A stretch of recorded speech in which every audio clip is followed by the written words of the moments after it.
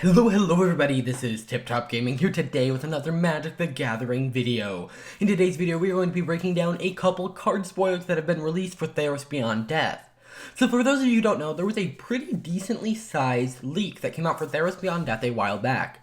I'm not going to be covering any of that in today's video, so you don't need to worry about spoilers.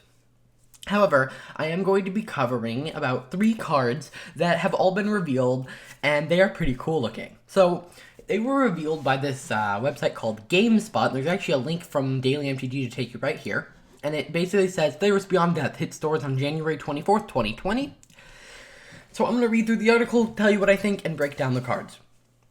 Back in 1993, Wizards of the Coast released a card game that would change tabletop gaming forever. Magic the Gathering. 26 years later, the series is stronger than ever and a new set is just weeks away.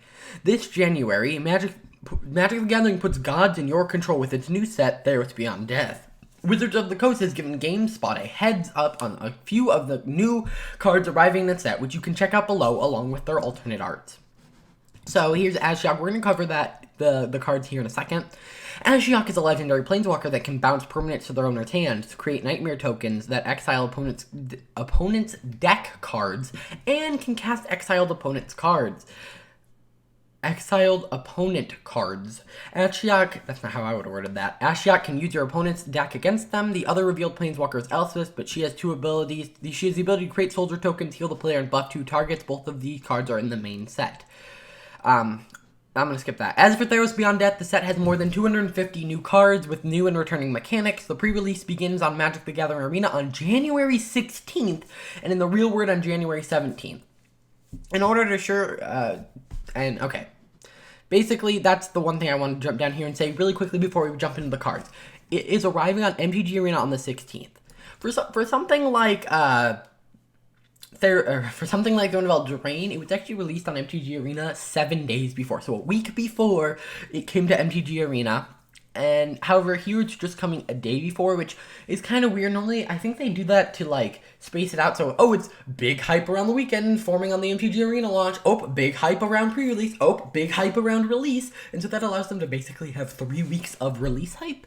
And so I think that's why they normally do it. However, here, I think because asking the MTG Arena team to release an update so early in the month at the 10th is kind of crazy, although this month it is coming out the 12th, giving them that full month until that day. However, we also don't know what else is being released that day. Either way, we're going to break down the cards now. First, we have, use your keyboard for what? That's dumb. Okay. We have Ashiok, Nightmare Muse. He's a 5 cost, which is good, not a 3 cost.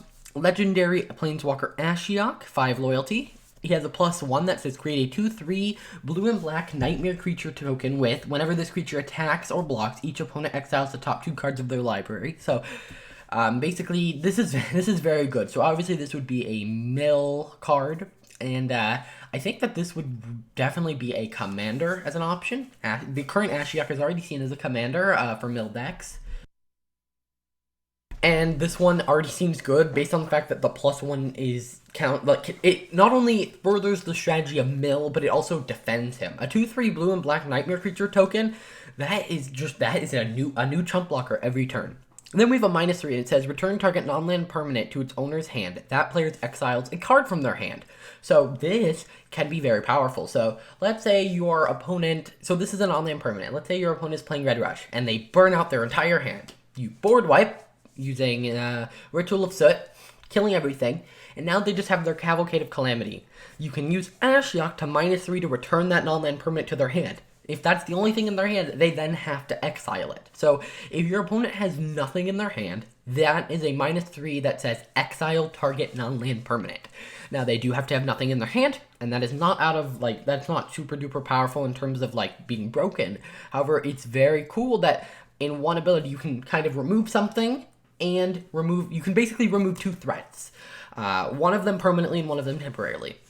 And then we have a -7, which says you may cast up to 3 face-up cards your opponent owns from exile without paying their mana cost. That is crazy. It does not say cards that were exiled with Ashiok or with Nightmares or cards that were exiled, by you. It's just cards that were exiled. And you know what some of the most powerful cards in Magic do? they exile themselves. Like, Karn's Temporal Sundering. I know that's not in standard anymore, but it exiles itself. Cards exile themselves, and they're supposed to leave the game. And I get the point here is that you're supposed to take a card exiled with Ashiok. And, I mean, that makes it a lot harder for when you hit, like, say you have Ashiok on the field, and maybe Ashiok is your commander. It makes it a lot harder for them to justify, you know, exiling, oh, here's the 7 cost that I probably won't get to cast. Well, I don't know if I really want to exile this now, so I'm totally going to build a commander deck around him, or a brawl deck, sorry, where I'm just exiling things, and, I mean, it'll probably run some proliferate with that blue, and, I mean, it's not impossible to proliferate 2 times in 1 turn. I mean, I would probably run things like Kaya, and, or I guess you couldn't because that has white. You'd run things, you know, that exile things, and I think this is very cool. Now, along with this, they released the alternate art version of him, which, you know, I was really surprised that the Oko and Garuk alternate art did not find their way on MTG Arena. I'm mostly an MTG Arena player, so if this makes it on MTG Arena, I think that'll be very interesting. However, it doesn't have any different abilities, it's just this. Alright, next we have a Theros Shroud Veiled, which is a 6-cost legendary enchantment creature god. Now, in the last Theros set, they also had these kind of cards where it was like, if your devotion to a color is less than 7, it isn't a creature. And so this one says, as long as your devotion to white and black is less than 7, it isn't a creature. Now, I don't know whether that means white and black combined. So you know, if that means you have to have just 7 white and black symbols, like it can be a white or a black. I think it says, like, because this could mean, there are 3 different things it could be. They could word something in the fact of, it has to be white and black. So you have to have 7 white mana symbols and 7 black mana symbols. It could be white or black, meaning that you have to have 7 white symbols or 7 black, but not like a mix of both. Or it could be, and I don't think it's that one based on how it's worded, or it could be that you have to have a mix of white and black, like a mix of 7 white and black symbols. Here, as long as your devotion to white and black is less than 7, for me it sounds like if you have more than 7 black or more than 7 white, it becomes a creature. And then it says, at the beginning of your end step, put a coin counter on another target creature. Also, this has indestructible in cost 6. And whenever a creature with a coin counter on it dies or is put into exile, return that card to the battlefield under your control. So, the idea here is that you pay this for 6. Now, I know some of the other ones are cheaper because, you know, they're not creatures right away. So that reduces their power and then makes them better later on. Generally, these cards are very powerful for the fact that, first off, they're kind of pushed. Second off, cards that get better as the game goes on are generally better cards because you can cast them when you're losing, you can use them when you're winning, and generally they do pretty good. So play this on turn 6, say your devotion isn't 7, which is probably the case on turn 6. You are able to have an enchantment that is indestructible, and it says at the beginning of your end step, put a coin counter on another target creature, and whenever a creature with a coin counter is put into exile or dies, return that card to the battlefield under your control. May I mention that this does not say a creature you control. This can be a Brawl Commander. So this will also probably be the Brawl Commander. However, what you're looking at right now is the Buy a Box promo, which I think is kind of dangerous. I mean, this is Esper colors here, and I could totally see Esper running this. Not only is it a 4/7 creature, if you manage to get enough permanents on the field, but also, you know, Esper's all about killing all your stuff. And so I think that it is very risky, and I don't know if that's a good idea, you know, to do this, because then you could be like, oh, not only am I killing your stuff, I'm also stealing it to not only kill you with, or block with, or, like, you can do a lot of crazy stuff with this.